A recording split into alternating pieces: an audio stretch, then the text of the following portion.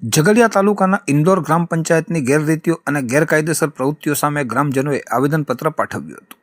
આવેદનપત્રમાં 6 જેટલા મુદ્દા ટાંકી ગેરરીતિઓ અને તેનાથી નુકસાનની લેખિતમાં રજૂઆત કરવામાં આવી હતી.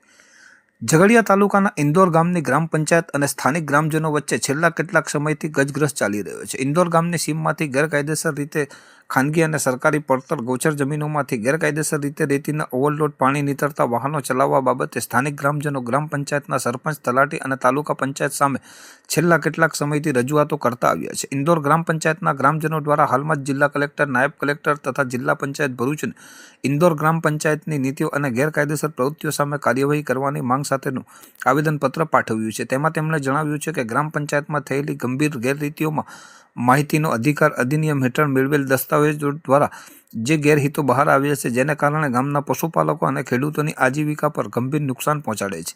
ગેરરીતિઓ બાબતે તેમણે જણાવ્યું હતું કે ખોટી ગ્રામસભા અને ફરજી સહીઓ કરી છે. આરટીઆઈ દ્વારા મળેલ દસ્તાવેજો દર્શાવે છે કે ઇન્દોર ગ્રામ પંચાયતને એક સામાન્ય બેઠકને ગ્રામસભા તરીકે ખપાવી હતી. આ બેઠકની જાણ ફક્ત સરપંચના અંગત લોકોને તત્કાલ ધોરણે આપવામાં આવી હતી અને ગામના મોટાભાગના લોકોને અજાણ રાખવામાં આવ્યા હતા. બેઠક ગ્રામ પંચાયતના મકાનને બદલે નવી વસાહતના ખૂણે ખાંચરે યોજાઈ હતી. તેમાં ફક્ત રામ જન્મભૂમિ દર્શન સહાય યોજનાની ચર્ચા થઈ હતી. ગામના મહત્વના મુદ્દાઓની ચર્ચા ગામ લોકો સમક્ષ કરવામાં આવી ન હતી. ગેરહાજર લોકોની ફરજી સહીઓ કરીને ખોટા ઠરાવ લખવામાં આવ્યા હોવાનો આક્ષેપ કર્યો હતો. ઉલ્લંઘન મુદ્દા બાબતે તેમણે જણાવ્યું હતું કે ગુજરાત પંચાયત અધિનિયમ મુજબ ગ્રામસભાની બેઠકો માટે 7 દિવસની પૂર્વ સૂચના અને પારદર્શકતા જરૂરી છે. સરપંચે ગ્રામસભાની બેઠકો નિયમિત અને પારદર્શક રીતે યોજવાની ફરજ છે. ભારતીય દંડ સંહિતા મુજબ ફરજી સહીઓ અને ખોટા દસ્તાવેજો બનાવવા એક ગુનો છે. ગૌચરની જમીનનું ગેરકાયદેસર હસ્તાંતરણ બાબતે તેમણે જણાવ્યું હતું કે આરટીઆઈ દ્વારા મળેલ દસ્તાવેજો દર્શાવે છે કે ઇન્દોર ગામની ગૌચરની જમીનનું હસ્તાંતરણ વેલુ ગામની સરકારી ખરાબા જમીનની અવેજમાં ગ્રામસભાની સંમતિ વિના 5-7 કિલોમીટર દૂર કરવાનો ઠરાવ લખવામાં આવ્યો હતો. આ હસ્તાંતરણનો ઠરાવ છુપી રીતે લખાય અને ગામના લોકોને અજાણ રાખવામાં આવ્યા હતા. ઇન્દોર ગામમાં નદી અને સ્મશાનમાં જવા માટે પાકા આરસીસી રસ્તા હોવા છતાં ખાનગી ધંધાકીય એકમ માટે લીઝ માફિયાઓની તરફેણમાં કરવામાં આવ્યો હોવાનો આક્ષેપ કર્યા હતા. ઇન્દોર ગ્રામ પંચાયતના નિયમિત તલાટી 15 દિવસની રજા પર જતા રહ્યા હતા અને ચાર્જમાં આવેલ તલાટી કમ મંત્રીએ આ ગેરરીતિમાં સાથ સહયોગ આપ્યો હતો. ગેરહાજર લોકોની સહીઓ કરીને ગેરકાયદેસરના નિર્ણયો લેવામાં આવ્યા હતા, જે ગામ લોકોના હિતના વિરુદ્ધ છે. પશુપાલકોને નુકસાનના મુદ્દા બાબતે તેમણે જણાવ્યું કે ઇન્દોર ગામથી 5 થી 7 કિલોમીટર દૂર વેલુ ગામમાં ગૌચરની જમીન ફાળવી છે.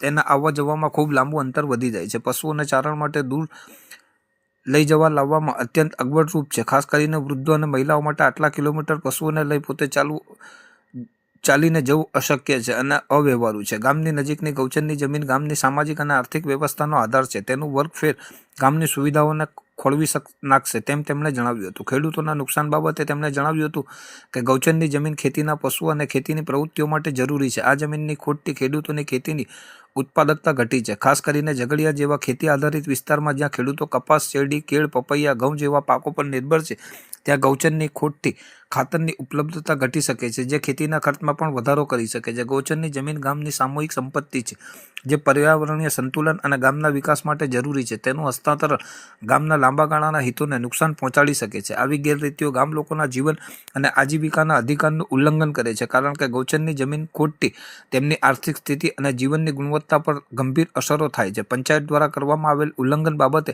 તેમણે જણાવ્યું છે કે ગુજરાત પંચાયત અધિનિયમ મુજબ ગામના સંસાધનોમાં નિર્ણયોમાં ગ્રામસભાની સંમતિ જરૂરી છે. સરપંચે સત્તાનો દુરુપયોગ ન કરવો જોઈએ. ગુજરાત લેન્ડ રેવન્યુ કોડ મુજબ ગૌચરની જમીનનું હસ્તાંતરણ રાજ્ય સરકારની મંજૂરી અને ગ્રામસભાની સંમતિ બાદ જ થઈ શકે, જે ઇન્દોર ગામમાં આ ગ્રામસભા નીતિ નિયમો પ્રમાણે યોજવામાં આવી નથી.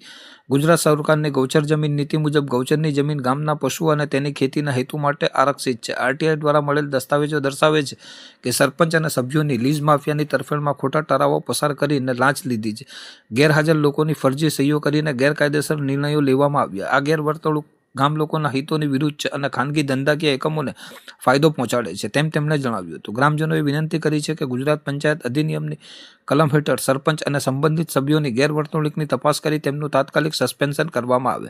ગુજરાત પંચાયત અધિનિયમની કલમ હેઠળ સરપંચ અને સભ્યોને ગેરલાયક ઠેરવવાની કાર્યવાહી હાથ ધરવામાં આવે. ગુજરાત લેન્ડ રેવન્યુ કોડ મુજબ ઇન્દોર ગામની ગૌચરની જમીનનું ગેરકાયદેસર હસ્તાંતરણ રદ કરવામાં આવે. ભ્રષ્ટાચાર નિવારણ અધિનિયમની કલમ હેઠળ ગુજરાત એન્ટી કરપ્શન બ્યુરો દ્વારા લાંચ અને ગેરવર્તણૂકની પણ તપાસ કરવામાં આવે તેમ તેમણે જિલ્લા કલેક્ટર સમક્ષ માંગ કરી છે.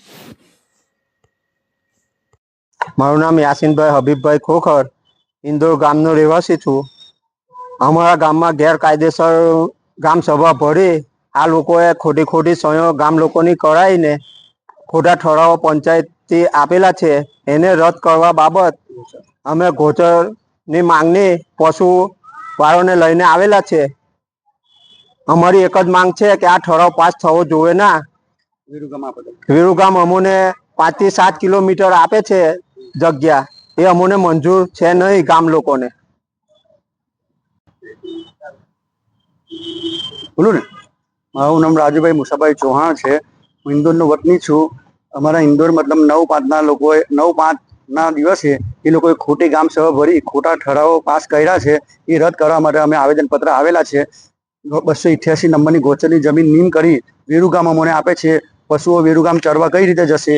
અને સહીઓ કરાવેલી છે એ બી ખોટી સહીઓ કરાવેલી છે. અમુક જાતે સહીઓ કરાવેલી છે. સહીઓ વાળાને બી વિશ્વાસમાં લીધા નથી. બીજી વાતો કરીને સહીઓ કરાવેલી છે. કાગળ પર કોરા કાગળ પર ફરીને સહીઓ કરાવેલી છે. એ 5-7 જણ ભેગા કરી અને પંચાયત ઓફિસે બી સભા નથી ભરેલી. ગામના ખૂણા પર ભેગા થઈને આ લોકોએ મતલબ ષડયંત્ર રચેલું છે. એના માટે અમે આવેદનપત્ર આપવા આવેલા છે.